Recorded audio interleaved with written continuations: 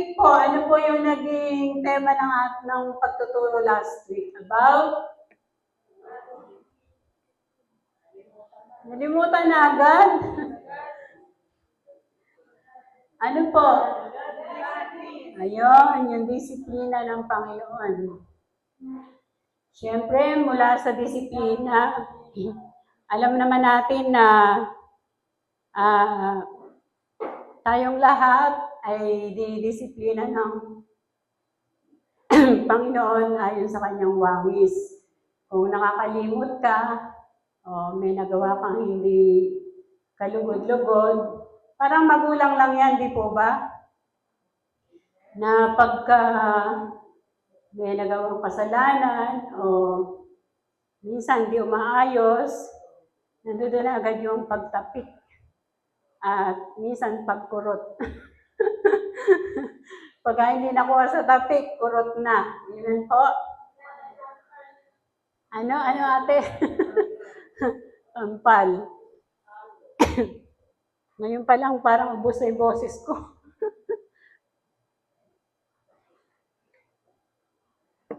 Sige po, tumayo muna po tayong lahat at tayo manalangin. Amen.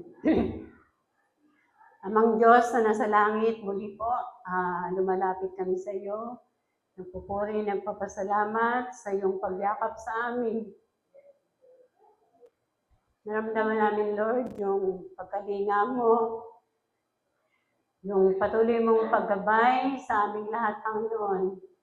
Damang-dama namin ang iyong pag-ibig, ang aming mga tagumpay dahil sa iyo, Panginoon.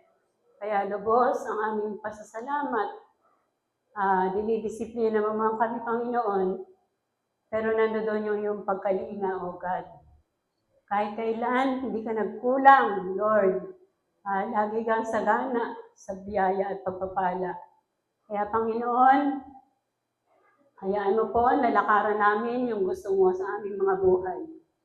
Lumakad kami sa iyong katwiran at kabanalan, Panginoon. Tulungan mo po ang iyong lingkod na maipahayag lamang kung ano yung nais mong ipahayag sa aking mga kapatid, Panginoon. Gamitin mo lang po akong daluyan ang iyong pagpapala, daluyan ang iyong mga salita, O God. Maghari at mangyari ang kalooban mo sa araw na ito, Panginoon. Tinataas po namin ang lahat ng papuri, pagdakil at pasasalamat sa nag-iisang hari ng aming mga buhay. Sa pangalan ng aming hari at Panginoon. In Jesus' name we pray. Amen and amen.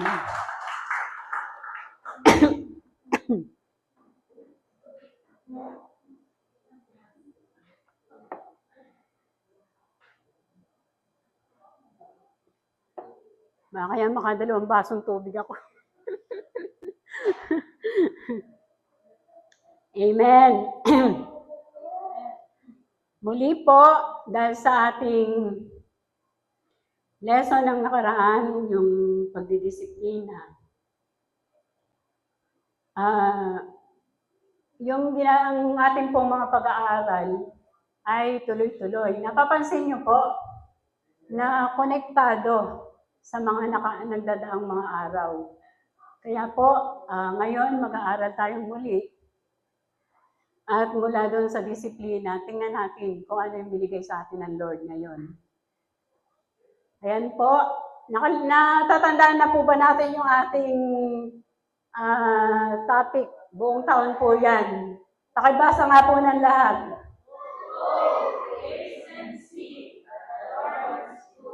Parang wala naman damdamin.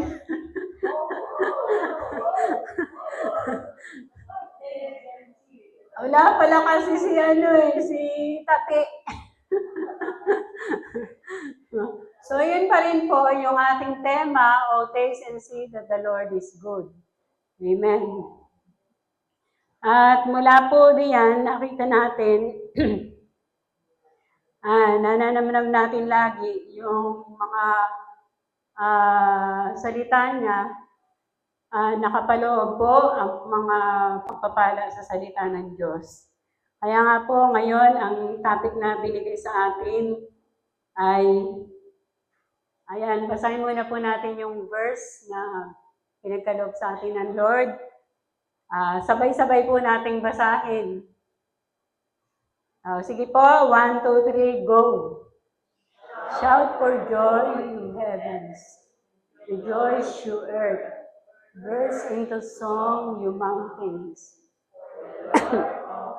His people, and will have compassion on his afflicted ones.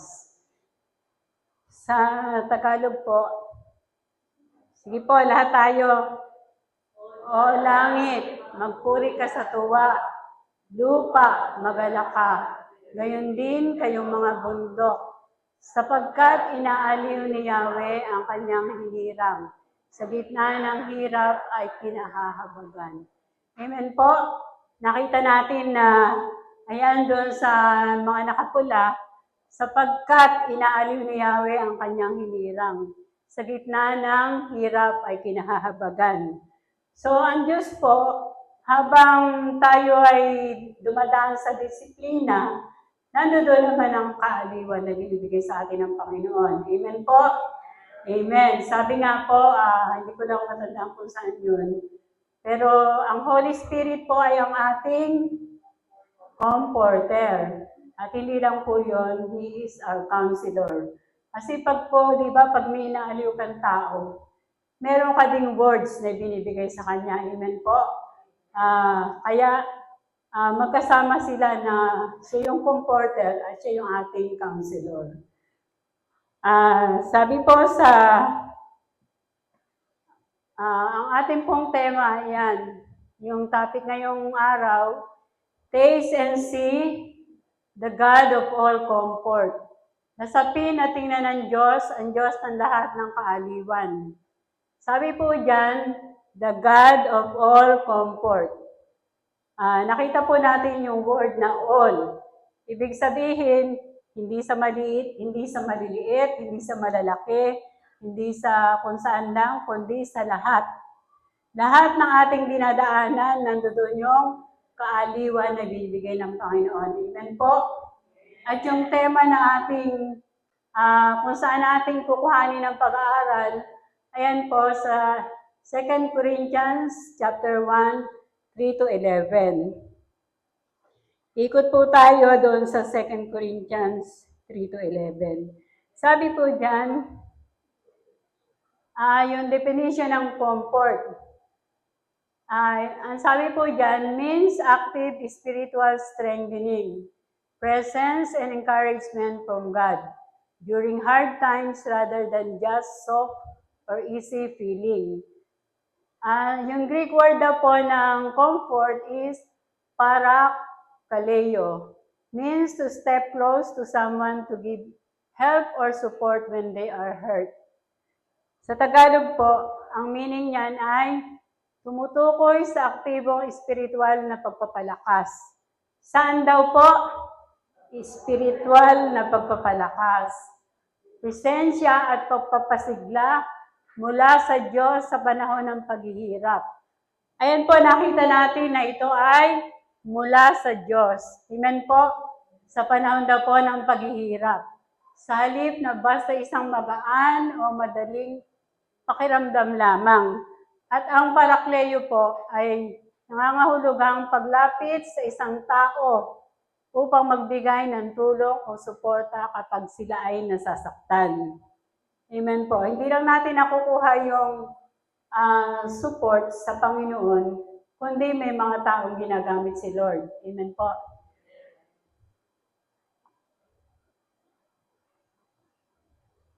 Ang tao daw pong dumadaan sa disiplina ay kailangan talaga ang suporta ng isang mahabaging Diyos. At sinasabi, at hindi lang po sa Diyos, katulad ng sinabi ko, meron din, kaya pala yung mga iba, may mga support team o support system. At yun po ay meron tayo sa church ng support system. Andyan po yung mga pastor, mga elders, mga leaders, na pag meron tayong dinadaanan, alam na kung saan tayo pupunta. Siyempre, una sa Lord, hingi ka ng Sabi ko nga po kanina, He is our comforter and counselor. Kaya siyempre, hingin mo muna yung the best counselor.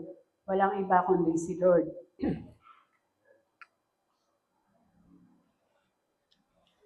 Mahaba po ito. Tatagal po ba kayo hanggang mga ano yata ito, 6 na page. Mga alas 7. Una, natutuwa ako na nung makita ko yung taong to, nalugod ako at nagkaroon ng galak sa puso ko. Siyempre, nandiyan po si Sister Fe, ang kapatid ni Sister Yoli.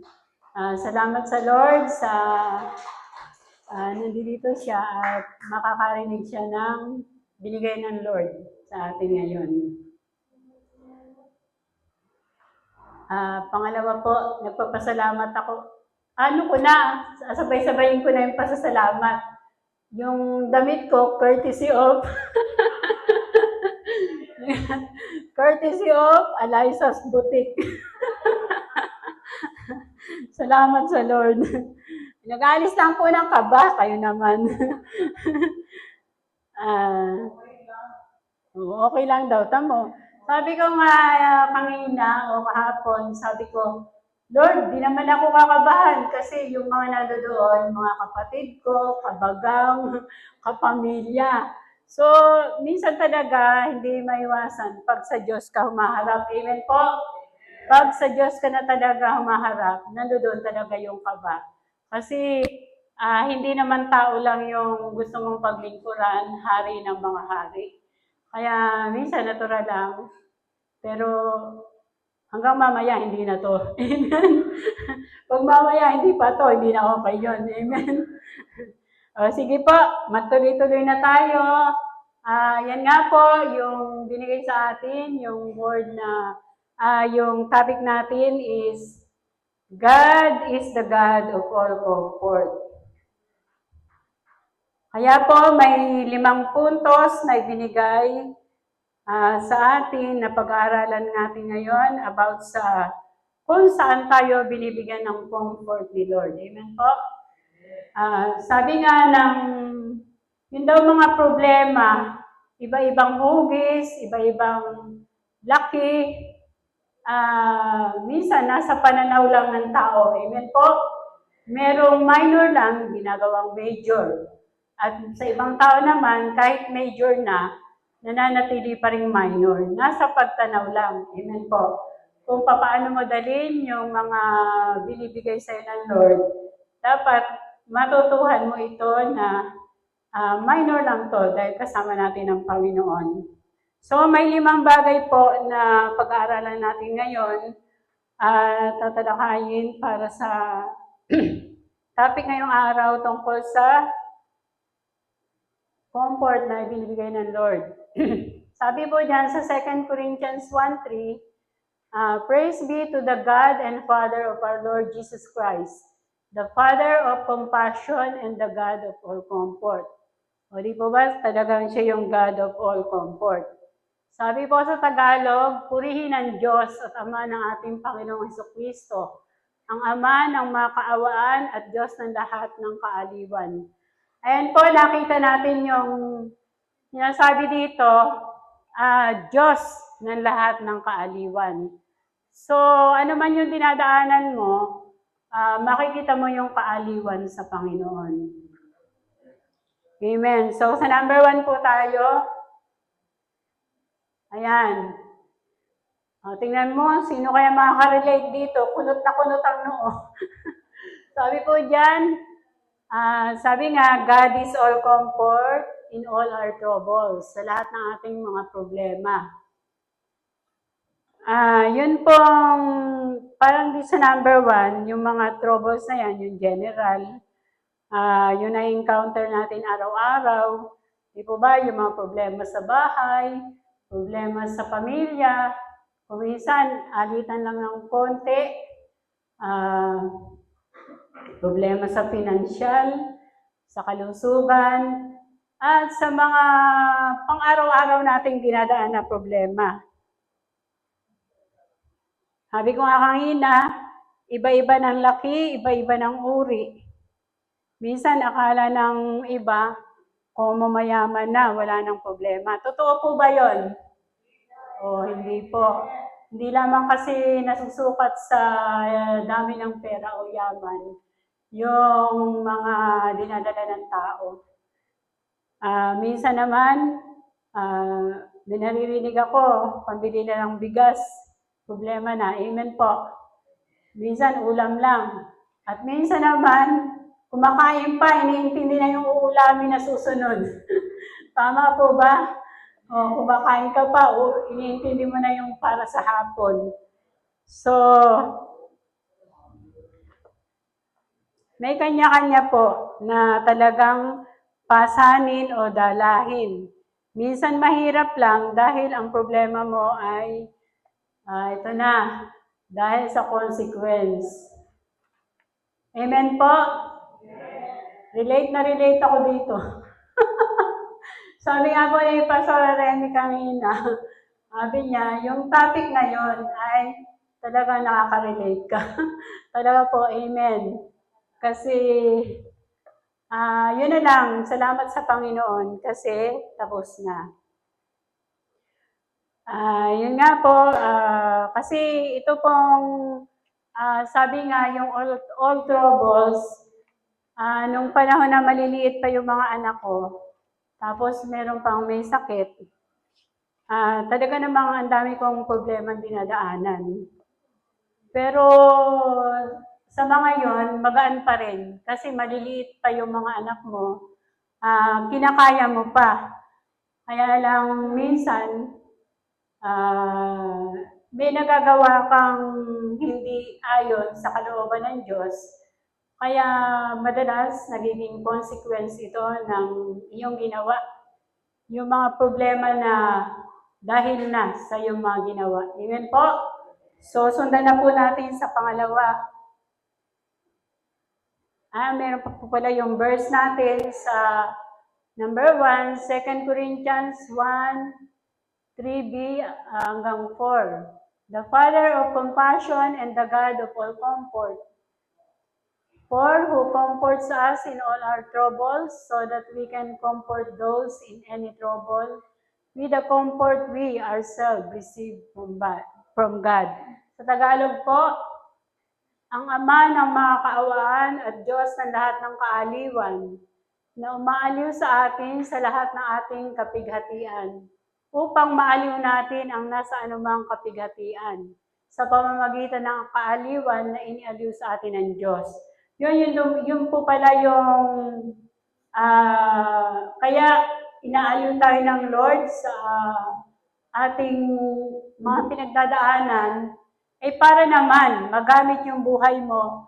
Halimbawa ako, dumaan ako sa sitwasyon na gano'n na mahirap, may anak ka ng mga nag-aaral, may anak ka pang may sakit, mahirap ang buhay. So yun, kung yun ay natapos ko na, pwede na akong maging kaaliwa naman doon sa mga dumadaan sa gano'ng sitwasyon. Amen po? Amen. At yung number 2 po, ayan, God is all comfort in all our suffering, sa lahat ng ating mga paghihirap. Yung kanina po ay, sabi nga, general, parang general. So ito po ang pangalawa, sabi po doon, yung sufferings ay pain, hardships, sacrifice, endured. Meron naman pong sacrifice endured for Christ. Yung una po, pain and hardships. Yung pangalawa, yung mga in-endure mo o mga sakripisyo mo para sa Panginoong Jesus. Amen po.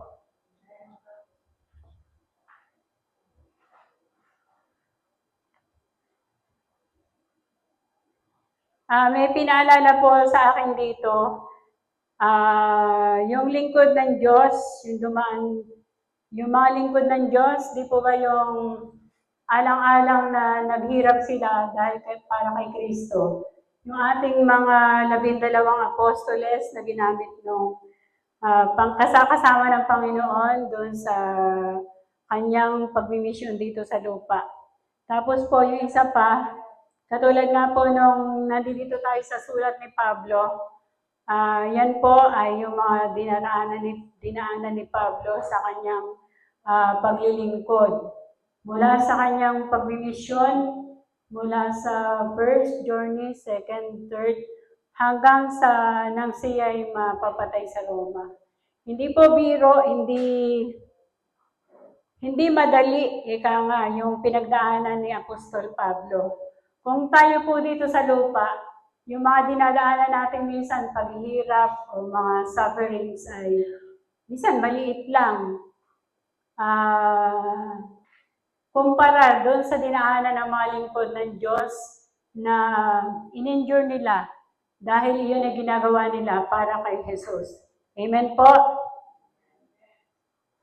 Kasi katulad po nung buhay ni Pablo, na dati siya, madali ang buhay niya noon dahil siya taga-usig lang. Ang ginagawa po kasi ng taga-usig sa mga hindi mananampalataya, wala siyang ginagawa noon, kundi patayin lang o lahat ng mga alam niyang sumasampalataya sa Panginoon ay pinapapatay niya. Ganun lang po ang trabaho niya, di ba? Madali lang. Parang yung mga inupahang mga mamamatay tao, di po ba? Papatayin lang, papatay kung sino yung babayaran, yun ang papatayin. Pero dito po, nung ma-encounter niya yung Lord, parang nag-switch to 180 degrees yung buhay niya. Amen? Na kung dati isa siyang masipag na taga-usig, ngayon naman, isa siyang masipag na manggagawa ng Panginoon. Amen po. Mula sa kanyang mga dinaanan, yung mga shipwreck, nabasa ko nga po, yung 5 beses daw po siyang hinagupit ng 39. Biro niyo po yun, ganun kahirap yung dinaanan. 39, siguro tayo katulad ng sinabi nung Sunday, si Ate Vivian, sampalo lang. Naglalagay pa nung panapin sa puwet. Pero si Pablo, 5 beses hinagupit ng 39. Napakahirap po ng dinaanan ni Pablo. Pero yun ay kinakaya niya. At saka nung una po, syempre, kailangan din niyang makisalamuha sa mga lingkod ng Panginoon na syempre, alop yung mga yon, di po ba? Dahil dati, taga-usig ni Kristo, tapos baka sabihin nga nun, sino ka ba na bigla ka na lang, makakasama namin. Noon po, duda nga. Kasi nabasa ko rin si Ananias na kung hindi siya kinausap ng Panginoon, hindi naman siya susunod. Naalisin yung takip sa mata ni Pablo. So, nandun po yung mga dinaanan ni Pablo, nandun din yung comfort ng Panginoon. Amen po. Napakahirap yata yung hinahagupit ka. Yung buhay mo ay, yung ikalawa ko pong nabasa ang paghihirap niya, yung binagbabato din siya. Pinagbabato siya na tinakpan lang siya ng mga kapatiran at akala ng mga bumabato ay patay na. Yun po. Pero sa kabila po ng dinaanan ni Pablo, hindi siya tuminag. Hindi siya, kumbaga, siguro kung ako to, manghihina na ako dahil ano ba naman yan? Pwede ka na magtanong sa Lord, ano na ba naman itong dinadaanan ko na napakahirap naman. Pero dahil po, doon yung pag-ibig ng Diyos na nagpapalakas sa Kanya, kaya tuloy-tuloy. Pagkatapos noon, nagbiyahe na naman siya para ikalat ang mabuting balita ng Panginoon. Amen po. Pinakamasarap yata yung suffering mo ay yung pag naghayag ka ng salita ng Diyos na, di ba, minsan pag nagsabi ka, hindi ka lang pinansin, hindi ka lang, parang hindi ka inintindi. Pero yun po, pinakamasarap yun sa dinadaanan natin ngayon kumpara doon sa dinaanan ni Pablong sufferings. Kasi Ah, kung hindi natin gagawin yung, kung hindi na, gagawin natin model si Pablo, syempre yung mga lingkod ng Diyos na ginamit ng Panginoon, para yung dinadaanan natin ay maging madali. Kasi si Pablo nga hindi bumitiw. Bakit po siya hindi bumitiw? Dahil nandoon yung kaaliwan ng pagmamahal ng Panginoon sa kanya. Amen po? Sa pangatlo na po, verse muna pala. Sabi po sa nagmamadali, alata po ba? Gusto makatapos na agad. Sabi po dyan sa 2 Corinthians 1, 5-7, 5 and 7, for just as we share abundantly in the sufferings of Christ, so also our comfort abounds through Christ. And our hope for you is firm, because we know that just as you share in our sufferings, so also you share in our comfort. Nakita po natin, sabi niya, as we share abundantly in the sufferings of Christ, also our comfort abounds. So abounds po yung comfort na nanggagaling sa Panginoon. At sa Tagalog po, sapagkat kung gaano karami ang aming paghihirap dahil sa aming pakikipag-isa kay Kristo, gayon din naman karami ang aming kaaliwan kay Kristo. Kaya't matibay ang aming pag-asa para sa inyo, sapagkat alam namin kung paano kahati kayo sa aming kahirapan, magiging kahati rin kayo sa aming kaaliwan. So ito po yung sinasabi niya sa mga taga-Korinto na pinapakita niya na sumasagana sila Pablo sa kaaliwan ng Panginoon at kahati din yung mga taga-Korinto na nagbibigay din kaaliwan sa kanila. Amen po? So, dito po sa susunod na slide, ayan po, sabi dyan, when following Christ becomes painful, Christ does not abandon me. Kapag nagiging masakit ang pagsunod kay Kristo, hindi niya ako iniiwan. Di po ba ang sarap na ano man ang dinadaanan natin, ayan, nakikita ko si Jenna Lim, ano man ang ating paghihirap na dinadaanan, ito man ay gawa ng ating mga sariling pagpapasya, pero sabi diyan, pag lumapit ka sa Panginoon, hindi kanya i-abandon. Kung gaano hindi sila in-abandon ng Lord, ganoon din po tayo. Nandoon ang Panginoon sa atin. Hindi tayo iiwan, hindi tayo pababayaan. Basta lagi lang manangang ka na lumagi ka sa Panginoon. Amen po. Sa number 3,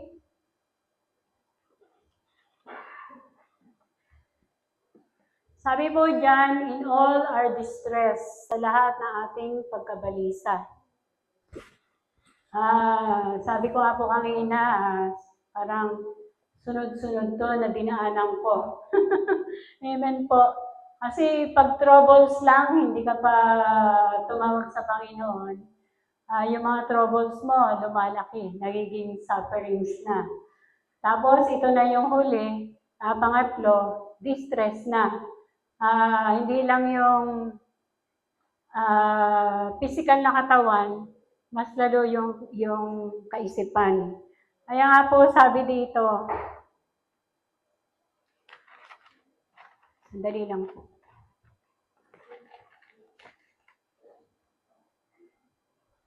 Sabi po, yun daw pong yung distress ay emotional anguish, being troubled, overwhelmed, or emotionally crushed. Parang yung crush, di ba, parang pinipiga ka na. Kaya po yung dumadaan sa ganito ay, sabi doon, ito yung kanilang mga linya. Sabi doon, durog na ako. Wasak na ang puso ko. Meron ba mga kabataan na ganun? Yung mga hugot lumalabas. Tapos, hindi ko na alam ang gagawin ko. Ay, natatawa si Princess. Parang may hugot si Princess, ah. Tapos, pagod na ako at gusto ko nang sumuko. Ito, naging mga linya ko po ito dati. Bagamat nakilala ko ng Panginoon, syempre, andun yung kakulitan, andun yung pagsalansang pa rin. Kaya, dadaan ka talaga sa mga ganitong linya. Kasi pag po tayo emotionally crushed o yung distress na, parang siyempre, yan yung nga yung tinatawag na imo-imo, di ba? Yung nag-iimo-imo, nagkukulong, parang wala nang nakikitang kapag-asahan. Amen po? Meron pa palang isang linya na, alam niyo po kung ano yon, yung pinakahuling linya na matindi na. Gusto ko nang yung gusto ko nang bumitaw, gusto ko nang mamatay. Sabi nga, Lord, kunin mo na po ako. Madalas ganyan yung huling linya. Yung, Lord, kailan pa ba, matagal pa ba? Kunin mo na nga ako. Gusto ko nang bumitaw. So, ang Panginoon po, napakasarap. Kasi kung hindi ka bibitaw, hindi ka rin bibitawan ng Lord. Amen po? Amen. Sabi po, may isang pinaalala sa akin si Lord dito sa emotionally crushed. Doon po sa buhay ni Hannah. Sabi po sa 1 Samuel 1:10, in her deep anguish, Hannah prayed to the Lord, weeping bitterly. Kaya po dito, sabi nga, deep anguish, pray to the Lord, weeping bitterly. Ano po ang ginawa ni Hannah nung kanyang naramdaman yung ganito? Sabi niya, pray to the Lord. Sa Lord siya umiyak, doon niya ibinuhos lahat ng mga yung mga linya ko kanina sa kanya, sa Lord niya ibinuhos lahat. Kaya nga po nung time na yon, na pagkamalan siya ni Prophet Eli na siya ay lasing. Sabi nga, ano ba to? Alas 10 pa lang yata o 9 yata ng umaga ay lasing na. Pero yun po ay dahil doon niya sa Panginoon ibinigay yung kanyang lahat ng yung emosyon niya, kung ano nararamdaman niya, binigay niya. At nakita naman po natin, yung kaaliwan ay pinagaloob sa kanya ng Lord. Di po ba tinugon yung kanyang dalangin, nabigyan siya ng anak.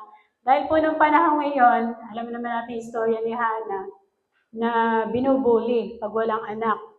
Yun yung word ng mga kabataan ngayon, binubuli. Amen? Parang kahihiyan doon sa lahi pag hindi mo nabigyan ng anak ang iyong asawa. Kasi po yung noon allowed pa yung may dalawang asawa, tatlo. Yung kanyang pangalawang asawa nung kanyang asawa ay may anak si Penina. Kaya pero mahal po siya ng kanyang asawa si Elkanah. Kaya hindi naman din siya nalulungkot doon dahil doon yung pagmamahal ng kanyang asawa at naunawaan siya. Kaya lang, syempre, gusto mo pa rin parang mabawi mo yung parang kahiyan mo ba? Yung parang gano'n. Ayun, mabawi mo yung mo sa mga tao. Umiyak sa Lord at hiningi niya na bigyan siya ng anak. So, ayun po, yung pangako naman niya sa Lord na yung una niya maging anak ay pagkakaloob niya, binigay niya. Yun nga si Samuel. Kaya tayo po, yung mga lahat ng pagka yung una, nasa trouble ka na, pangalawa, naghihirap ka na, pangatlo, ito, damay na yung emotional mo. hindi ka pa rin lumalapit sa Panginoon, ano mangyayari, di ba? Kasi po, katulad sa mga kabataan, di po ba pagka nag-uumpisa yan sa pagsuway-suway sa magulang hanggang sa hindi na sila nagkakaunawaan. Naranasan ko din po ito kay Inang. Ala naman si Tessie. Sabi nga kami dalawa ni Tessie yung pinakamababait. Tumututol nga pero wala naman. Kaya malaya ako makapagsalita. Ano lang po ako, second honor. Eka nga ni Jaden. Sabi ganun, Grandma, ano ka ba? Sabi, gusto ko ikaw marinig yung parang pagtawag sa, sabi niya, summa cum laude. Kasi parang nabigyan ko yan din yung pagkakatawag sa kanya nung graduate si Pastor Aris. Ngayon po, ako naman second honor. Amen. Second honor lang ako. Ayan, si Pastor Remy, si Pastor Rosie, mababait yan. Lalo na yung ate Bibiang ko. Kaya nga ako nainggit yan noon Kasi yan, may pabor sa Inang. Amen? Parang nilalabas na yata yung mga hugot dito lahat. Hindi noon po, kasi si Ate Vivian, medyo mahina yung katawan. Kaya nandoon. At ngayon ko po, bilang naging magulang, ngayon ko naintindihan. Sige po, mahaba ako, pang-apat na. Ay, wala pala akong verse. Dahil sa kakukwento, ayan. Sabi po dyan sa 2 Corinthians 1:6, if we are distressed, it is for your comfort and salvation. If we are comforted, it is for your comfort, which produces in your patient endurance of the same suffering we suffer. Yan, nangangaral si Pablo sa mga taga-Korinto. Kasi tulad nung binahagi sa amin masingit ko lang po. Binahagi sa amin ni Pastor Rex na yung mga taga-Korinto daw, parang sila yung mga proud dahil sila yung may pera, proud, pasaway. So, kaya nandoon yung parang hirap na sawayin. So, ayan po sa Tagalog, kung naghihirap man kami, ito ay para sa ikaaliw at ikaliligtas ninyo. Naman po, di ba, ang sarap, naghihirap.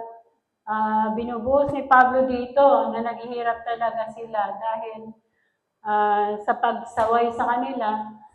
Pero sabi nga ng dito, ikaaliw naman at ikaliligtas. Kaya okay lang na daanan nila yon.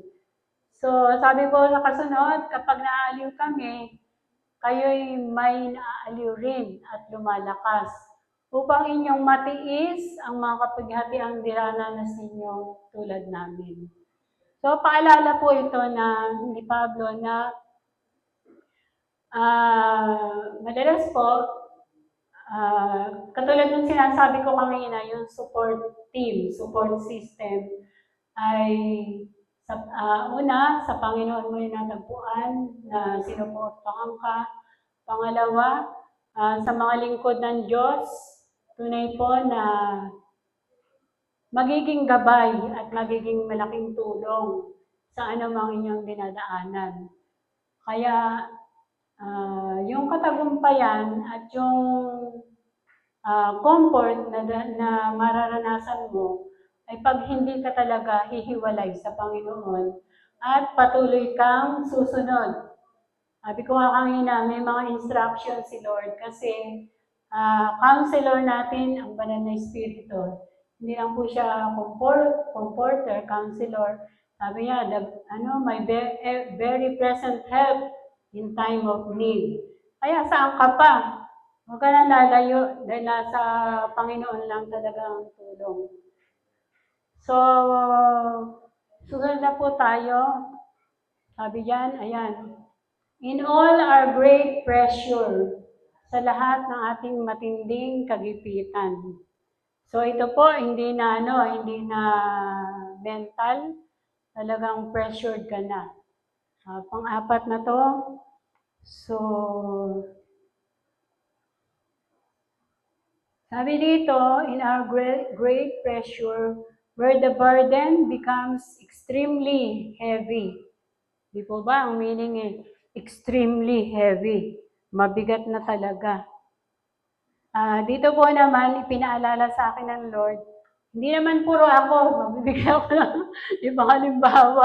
Dahil talaga naman po, basta sunod-sunod na yon, pressure na talaga yung mararamdaman mo.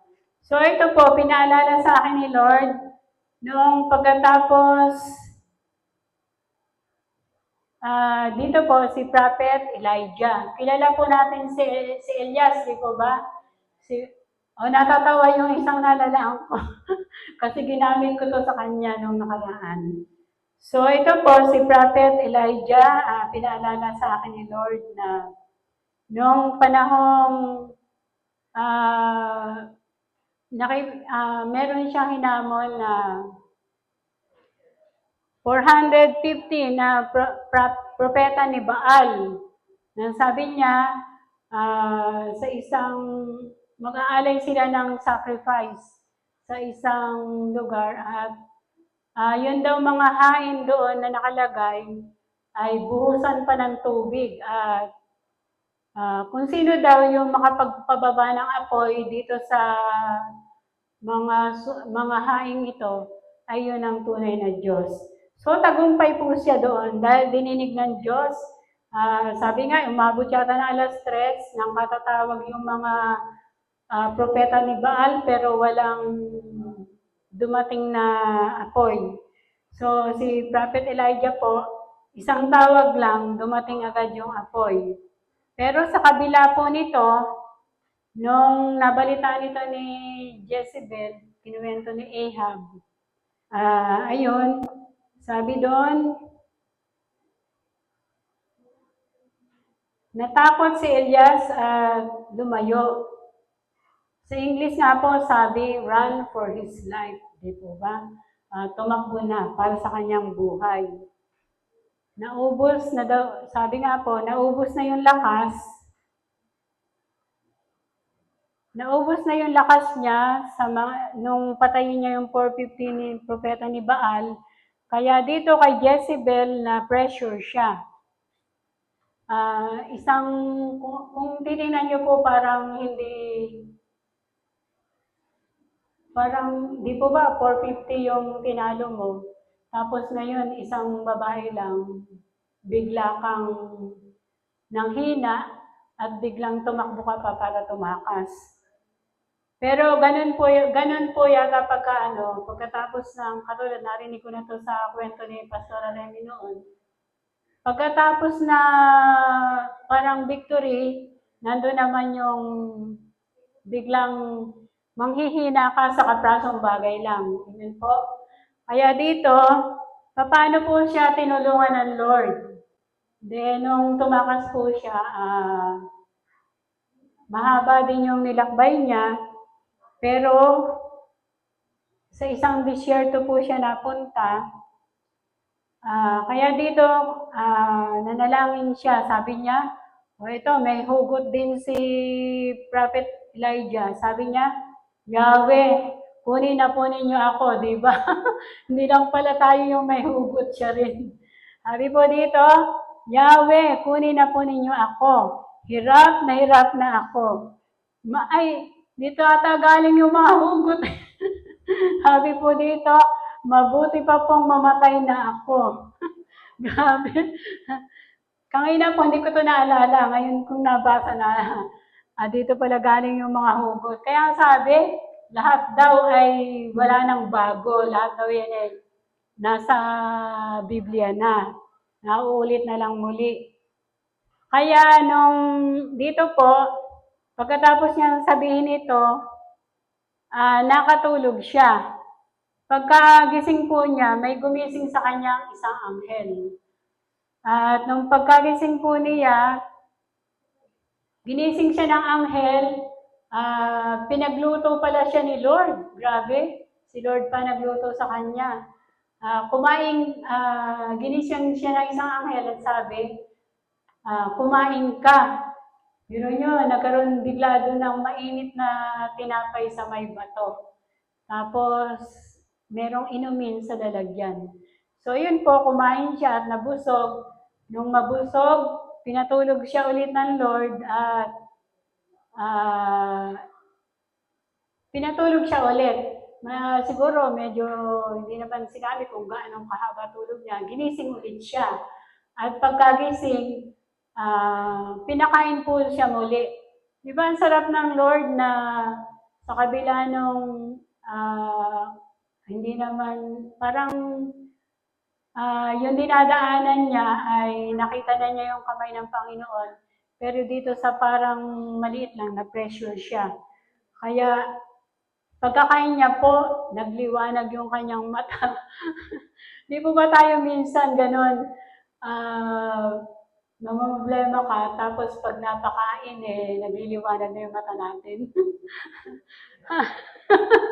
Kasi ganun nga Sabi nga pagka daw yung may Kristiyanong nahihirapan, tapos humingi ng tulong sa'yo, sasabihin mo, pag-pray kita, nagugutom. Paano yun makikinig? Paano makikinig ng payo mo ay kung nagugutom?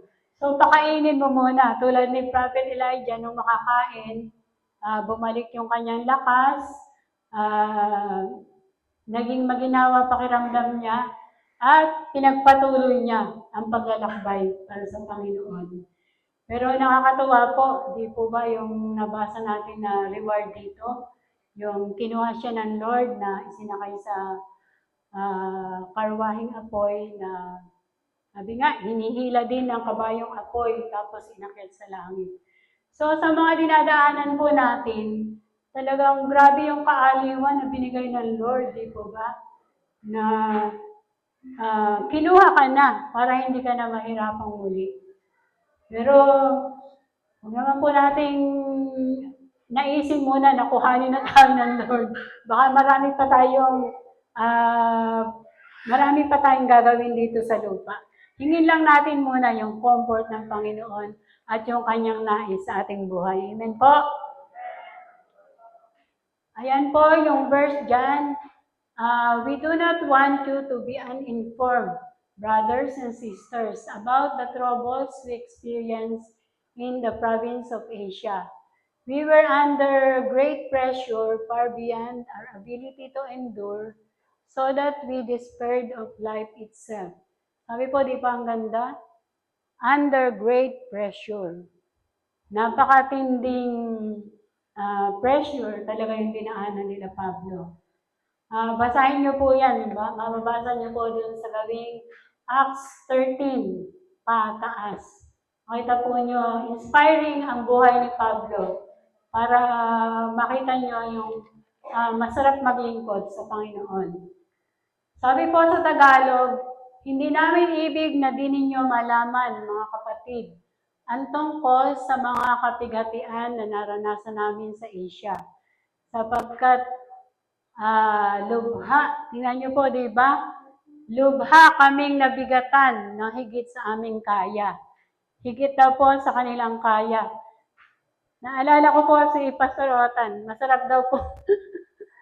Masarap daw pong dito sa church.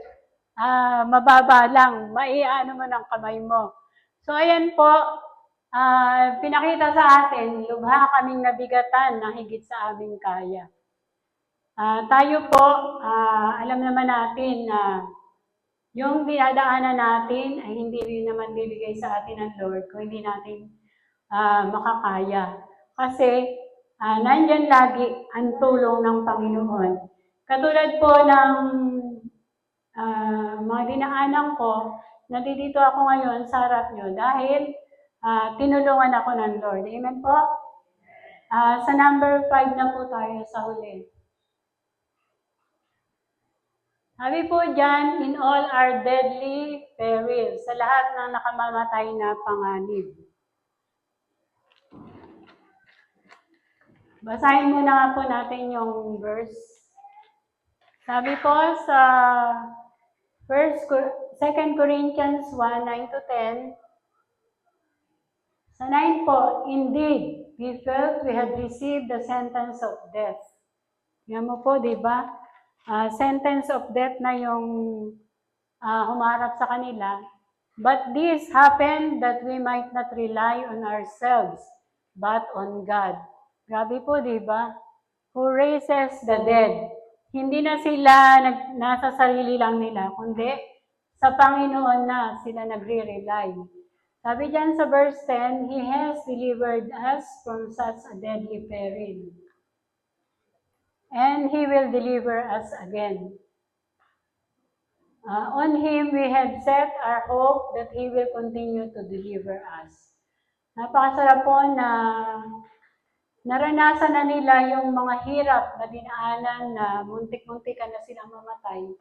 Pero ang sarap po ng sinabi ni Pablo, on Him we have set our hope that He will continue to deliver us. Panghawakan po natin to na patuloy, ando doon yung tulong na bibigay sa atin ng Panginoon. Sa Tagalog po, para kaming hinatulan ng kamatayan. Subalit nangyari iyon upang huwag kaming manalig sa aming sarili, kundi sa Diyos na muling bumubuhay sa mga patay. Iniligtas niya kami sa malagim na kamatayan at patuloy na ililigtas. Kami umaasa rin na patuloy niya kaming ililigtas. Amen po. 2 beses na binanggit na patuloy na ililigtas. Napakasarap po bulay-bulayin ang salita ng Diyos dahil dito makikita natin ang kapag-asahan, yung bang sarap ng pakiramdam na anumang daanan mo, nakikita mo, kasama mo ang Panginoon.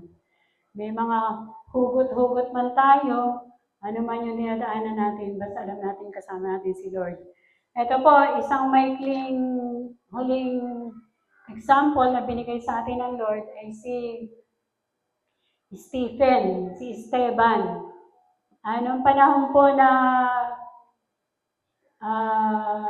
kina Pedro yata ito, hindi ako nagkakamali. Nung nagkakagulo sila at nanineglect yung mga byuda raw ay hindi nabibigyan ng wastong pagkain. So pinapili ng 7 na maglilingkod, mamamahala sa mga kaganapan sa pagkain. At isa po ito si Esteban. At ito po pinakita sa akin ng Lord na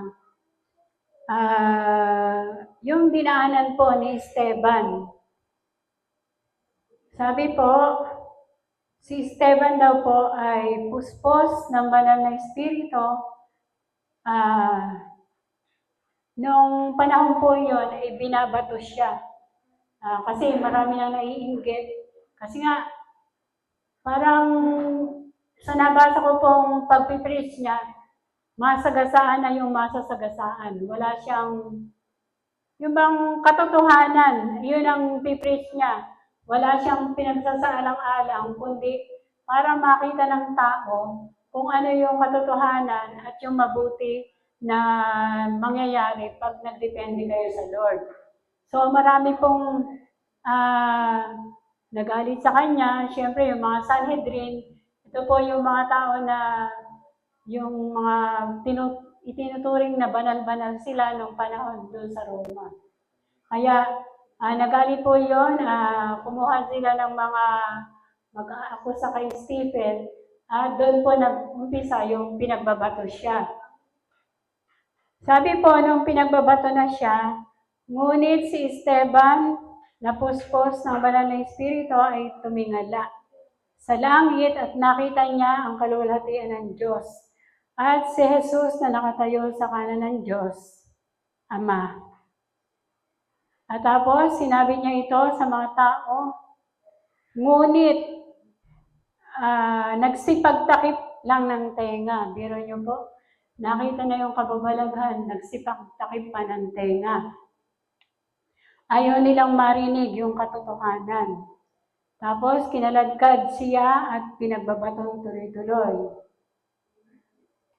Habang siya'y nananalangin, ito po ang sabi niya, Panginoong Jesus, tanggapin mo po ang aking espiritu. At sinabi pa niya na sumigaw ng malakas habang kinakaladkad, Panginoon, huwag mo po silang panagutin sa kasalanang ito. Di po ba? Ano po yung nais kong ipunto dito?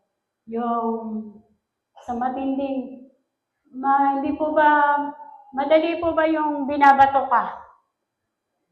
Madali po ba? Minsan, tamaan ka lang ng isang may pumukol na bato, di po ba ang sakit? Ano pa yung batuhin ka hanggang mamatay? Ito po yung pinagdaanan ni Esteban na pinagbabato siya hanggang mamatay. Pero dito po, binawian siya ng buhay at sabi dito, he fell asleep.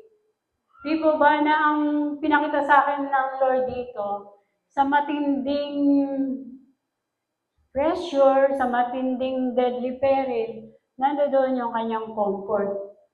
Pinakita po sa kanya ng Lord dito na parang si Stephen ay binigyan niya ng anesthesia, di po ba? Di po ba yung mga doktor, kung may sakit ka, kung ano nararamdaman mo, bago ka operahin o gawa ng malaking bibigyan ka muna ng anesthesia. So yun po ang ginawa ng Lord kay Stephen. Ito po sa akin lang, hindi yan nakasulat, na binigyan siya ng, yung comfort na binigay sa kanya ay parang naging anesthesia sa kanyang katawan. Tapos po ang reward niya, di po ba nakita niya, kung tayo, hinihintay pa lang natin ang pagbabalik ng Panginoon. Pero siya po, nakita na niya ang bumukas ang langit, nakita na niya ang Panginoong Jesus na kapiling ng Ama. Amen po? Sarap ng comfort ng Lord. Amen po ba? Palakpakan po nga muna ng Panginoon. Nalulungkot na yata kayo, nagtatagal na ako. Parang umaba ang kwento ko. Sabi po, recap na po natin. Nabasa ko na yan. Sige po, recap na natin ang ating pinag-aralan ngayong hapong ito. Sabi po dyan, taste and see God, the God of all comfort. Nasapin at tingnan ng Diyos, ang Diyos ng lahat ng kaaliwan. Yan po ay mababasa natin, Isaiah 49:13, 2 Corinthians 1, chapter 1, 3 to 11. Sabi nga dyan, ang Diyos ang ating comfort in all our troubles, in all our sufferings, in all our distress, in all our great pressure, in all our deadly peril. Wala na pong iba, kundi ang Diyos lang. Ano man ang ating daanan, ano man ating kaharapin, sa sakit man yan, sa problema, sa pressure, o kamatayan man yan, ando doon yung comfort ng ating Panginoon. Amen po. Dito na po ako magwawakas sa last verse. Sabi po dyan, Psalm 23 verse 4. Basahin nga po nating lahat. Sige po, 1, 2, 3, go! I walk through the darkest valley, I will fear no evil. For you are with me, your rod and your staff, they comfort me. Sa Tagalog po, sige po, lahat tayo. Bagaman ako'y lumakad sa libis ng lilim ng kamatayan, wala akong katatakutang kasamaan. Sapagkat ikaw ay kasama ko, ang iyong pamalo at ang iyong tungkod, inaaliw ako ng mga ito. So, may pamalo man, pero may comfort pa rin ang Panginoon. Tulad po nung dalawa nating kamay, minsan, yung isa'y pamalo, yung isa naman po ay panghagod. Amen po. Salamat po sa Lord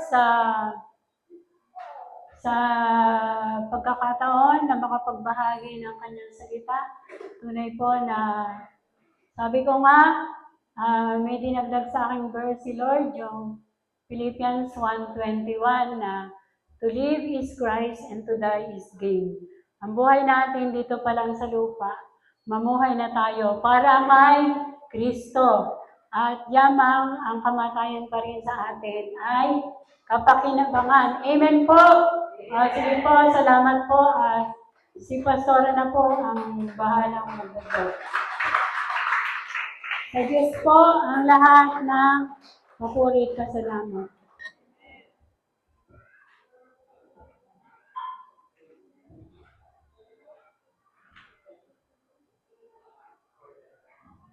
Amen. Salamat sa mensahe ng Panginoon.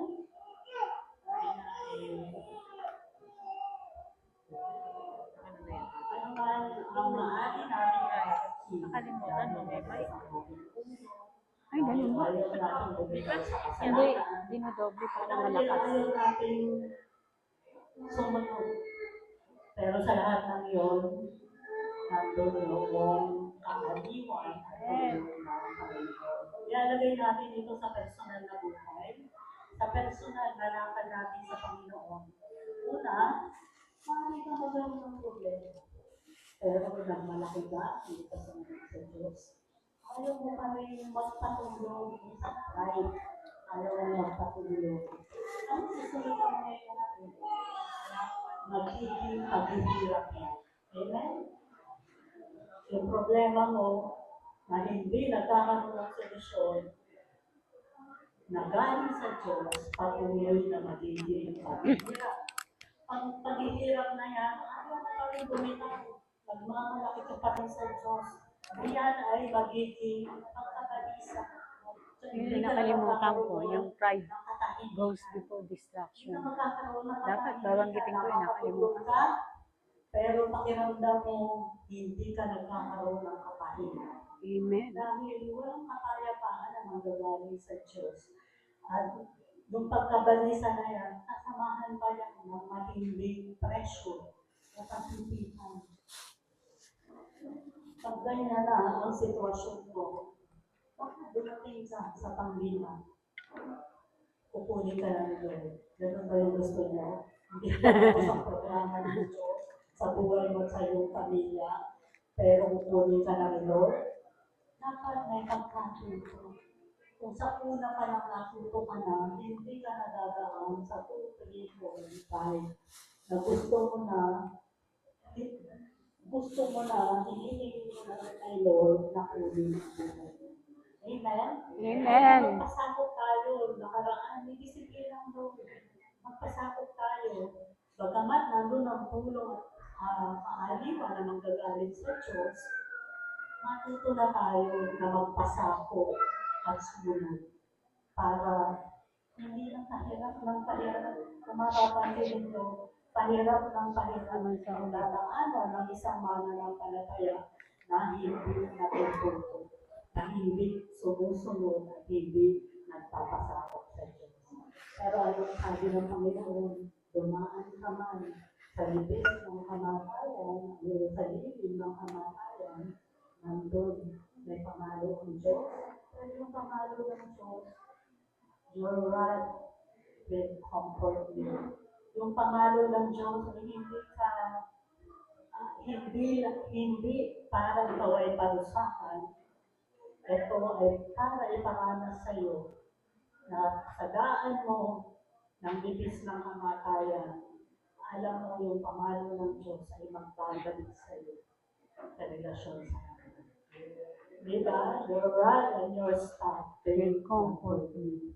Dahil nararanasan mo, nararamdaman mo yung kilos ng Panginoon at pag nagpasakot ka doon, yun yung magiging kaaliwan. Hindi isang parusa, kundi para itutulong yung ating buhay at ilapit sa Kanya. Kasi sa panahon ng disiplina na hindi tayo nagpapadisiplina, nawawala yung maayos na relasyon sa Diyos. Hindi mo na maramdaman na sinasagot ng Diyos ang panalangin mo, hindi mo na maramdaman na tinutulungan ka ng Diyos, hindi mo na maramdaman yung pagmamahal ng Diyos. Bakit? Dahil malayo Malayo ka na. Pero sa panahon na nais natin bumalik at nais natin magpasakop at sumunod sa Diyos, nangyayari na kumikilos ang Diyos para sa ating kaaliwan at para sa ating pagkatuto at para sa ating pagkatama. Amen? Amen. Amen. Palakpakan natin ang Panginoon. At ako po tayo sa ISM opening kung sino